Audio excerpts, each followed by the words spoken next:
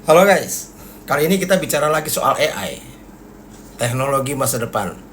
Nah, pemerintah rencananya akan menggunakan teknologi masa depan ini untuk program terbelakang, program jadul ya, yaitu Bansos. Jadi rencana pemerintah akan menggunakan Face Recognition Technology atau FRT untuk penyaluran bansos. Dan ini katanya bisa menghemat sampai 100 triliun. Nah, menarik juga ya kalau kita ngobrol sedikit soal ini. Pertama mungkin kita bisa bahas soal regulasinya.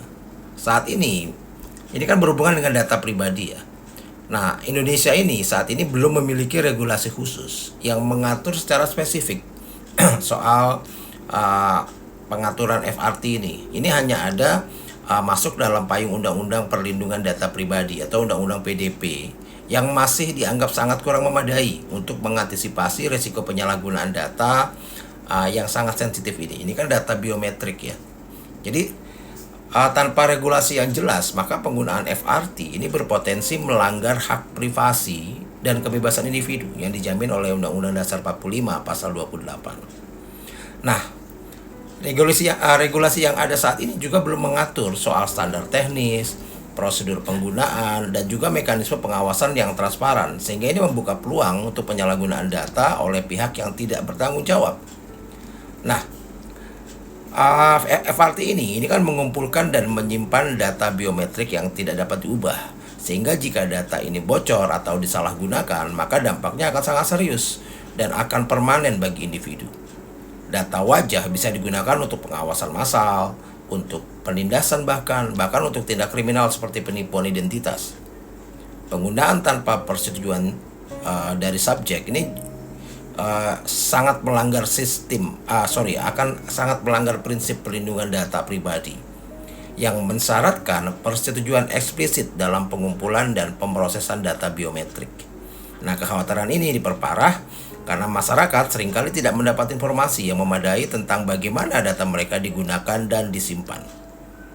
Nah, belum lagi kalau kita bicara soal akurasi ya, dan diskriminasi teknologinya. Teknologi FRT ini belum sempurna. Tingkat kesalahan soal deteksi wajah ini masih sangat cukup tinggi, terutama dalam kasus false positif dan false negatif. Kesalahan ini berpotensi menyebabkan penerima bansos yang berhak tidak mendapatkan bantuan atau bahkan sebaliknya, bantuan diterima oleh yang tidak berhak. Selain itu, algoritma FRT seringkali menunjukkan bias rasial, misalnya kesulitan mendeteksi wajah berkulit gelap yang berpotensi memperkuat diskriminasi sosial dan ketidakadilan dalam penyaluran bansos. Dan hal ini menimbulkan pertanyaan etis yang sangat serius tentang keadilan dan inklusivitas dari sistem ini. Nah, jadi soal implementasi FRT ini dalam bansos ini juga banyak menuai kritik karena minimnya transparansi terkait mekanisme kerja, pengelolaan data, dan prosedur penanganan keluhan jika terjadi kesalahan identifikasi. Masyarakat dan penerima bansos belum mendapatkan jaminan bagaimana data mereka dilindungi, siapa yang bertanggung jawab atas pelanggaran, dan bagaimana hak mereka dipulihkan jika dirugikan. Tanpa akuntabilitas yang jelas, kepercayaan publik terhadap sistem ini akan sangat rentan. Nah,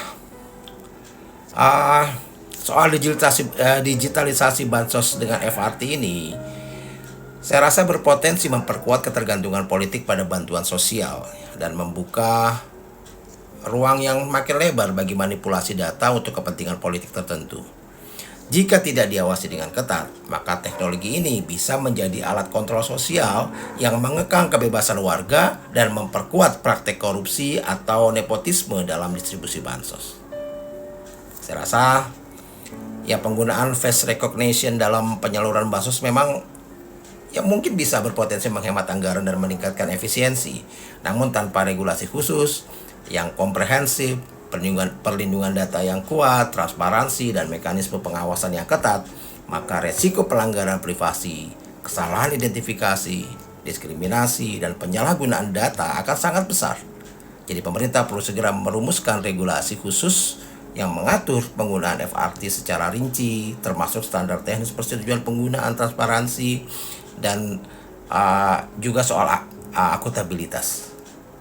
Jadi untuk memastikan teknologi ini bisa digunakan secara etis dan bertanggung jawab demi keadilan sosial dan perlindungan hak asasi manusia, bukan digunakan untuk kepentingan politik saja. Salam.